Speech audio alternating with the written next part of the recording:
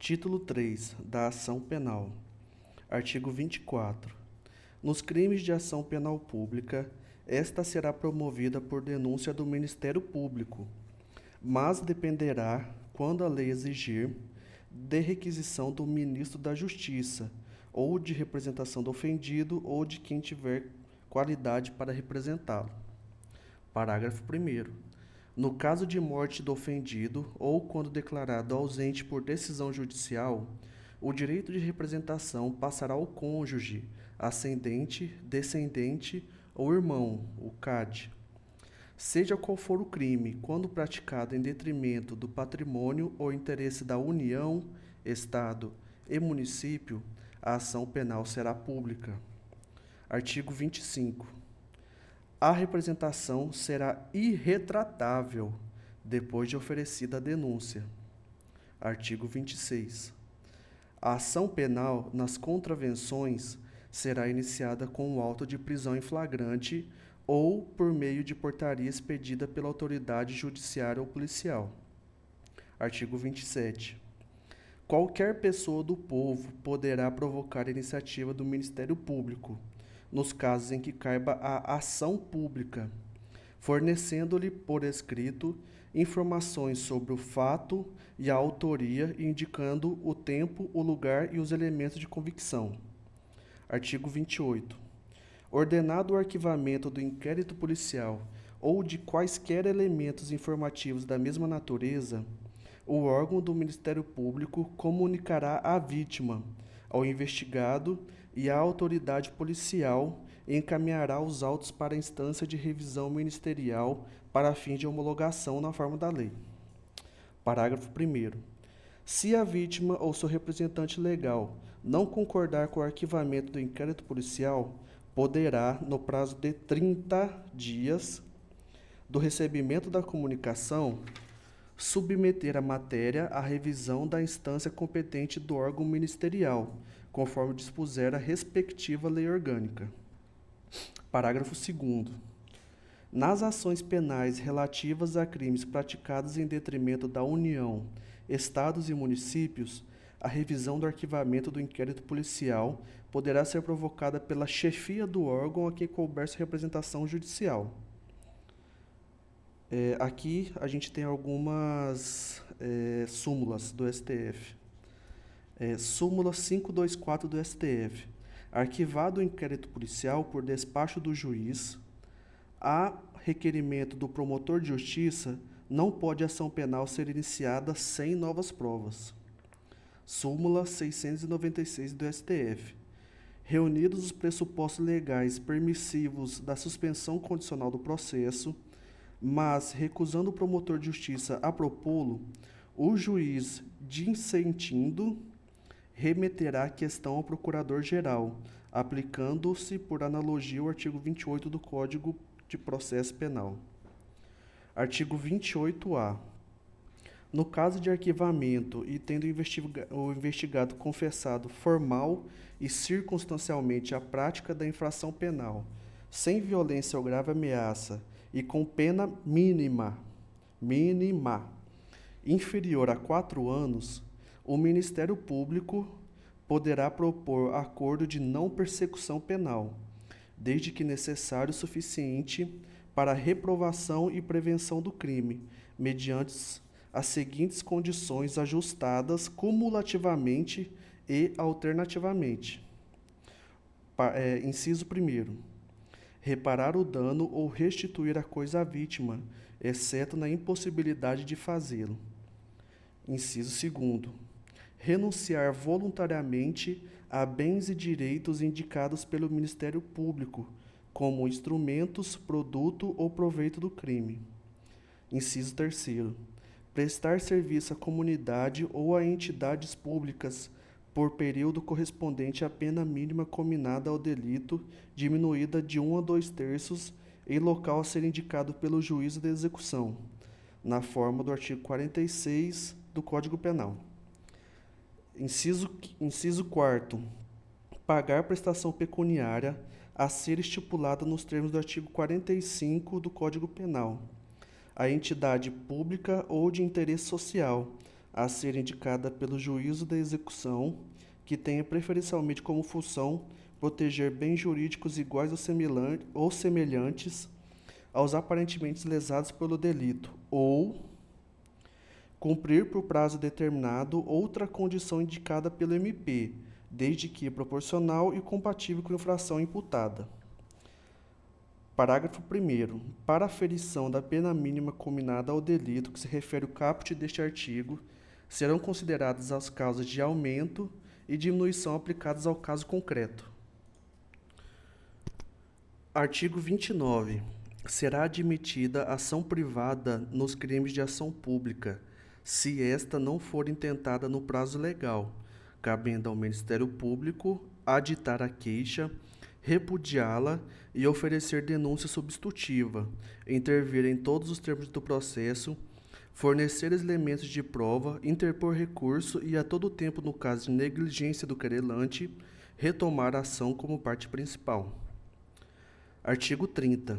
Ao ofendido ou a quem tenha qualidade para representá-lo, caberá intentar a ação privada. Artigo 31.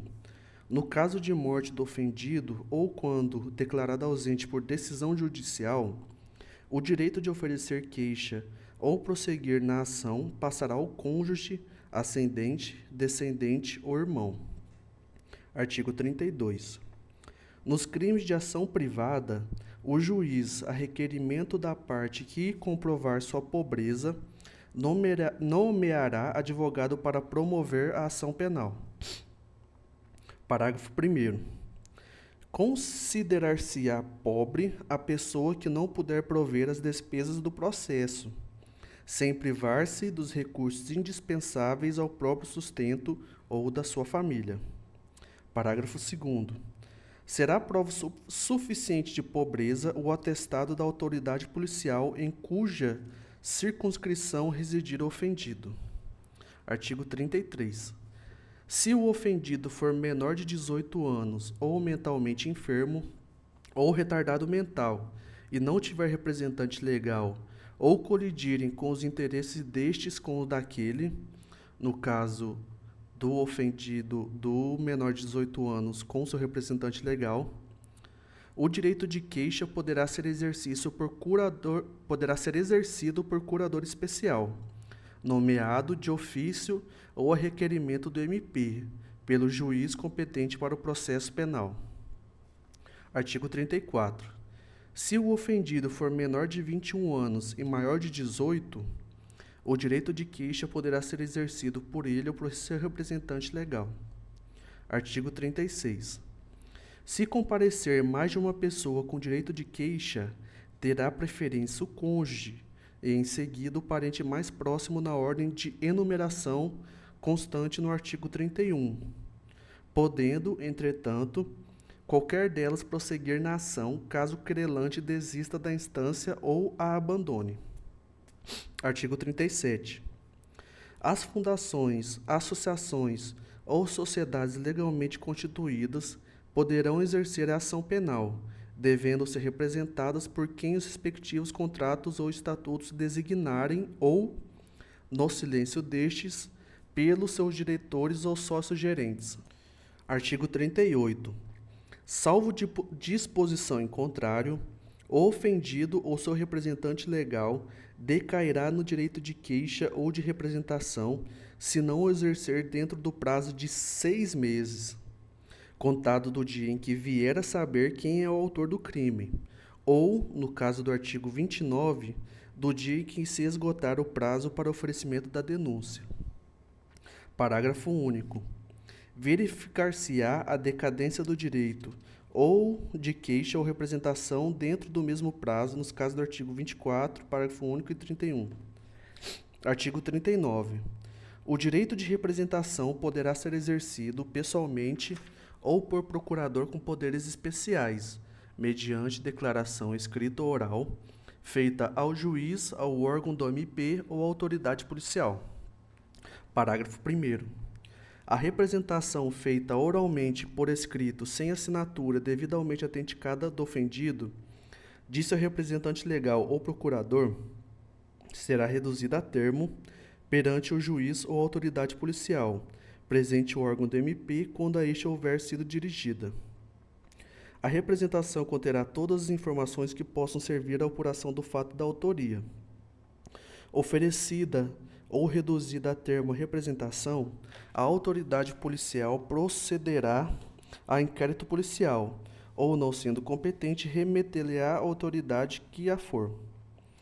A representação, quando feita ao juiz, perante este reduzida a termo, será remetida à autoridade policial, para que esta proceda a inquérito.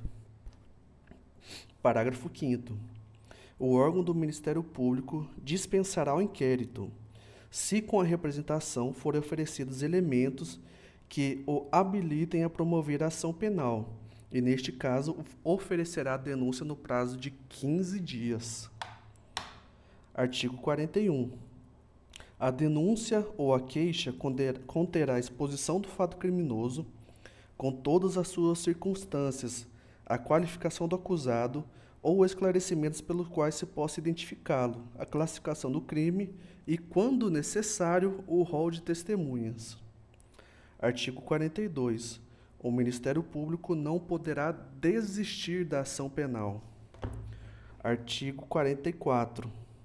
A queixa poderá ser dada por procurador com poderes especiais, devendo constar do instrumento do mandato o nome do querelante e a menção do fato criminoso, salvo quando tais esclarecimentos dependam de diligências que devem ser previamente requeridas no juízo criminal. Artigo 45. A queixa, ainda quando a ação penal for privativa do ofendido, poderá ser aditada pelo Ministério Público, a quem caberá intervir em todos os termos subsequentes do processo. Artigo 46. O prazo para oferecimento de denúncia, estando o réu preso, será de 5 dias, contado da data em que o órgão do Ministério Público receber os autos do inquérito policial, e de 15 dias, se o réu estiver solto ou afiançado. No último caso, se houver devolução do inquérito à autoridade policial, contar-se-á o prazo da data em que o órgão do Ministério Público receber novamente os autos. Parágrafo 1º.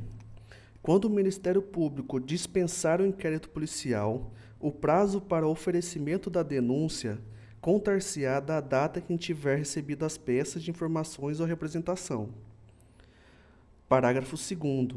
O prazo para aditamento da queixa será de 3 dias, contado da data em que o órgão do MP receber os autos, e, se este não se pronunciar dentro do tríduo, entende-se que não tem o que aditar, prosseguindo nos demais termos do processo. Artigo 47. Se o MP julgar necessários maiores esclarecimentos e documentos complementares ou novos elementos de convicção, deverá requisitá-los diretamente a quaisquer autoridades ou funcionários que devam ou possam fornecê-los. Artigo 48. A queixa contra qualquer dos autores obrigará o processo de todos, e o Ministério Público velará pela sua indivisibilidade. Artigo 49. A renúncia ao exercício do direito de queixa em relação a um dos autores do crime a todos se estenderá. Artigo 50.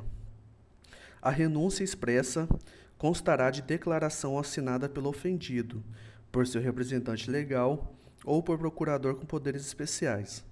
Parágrafo único.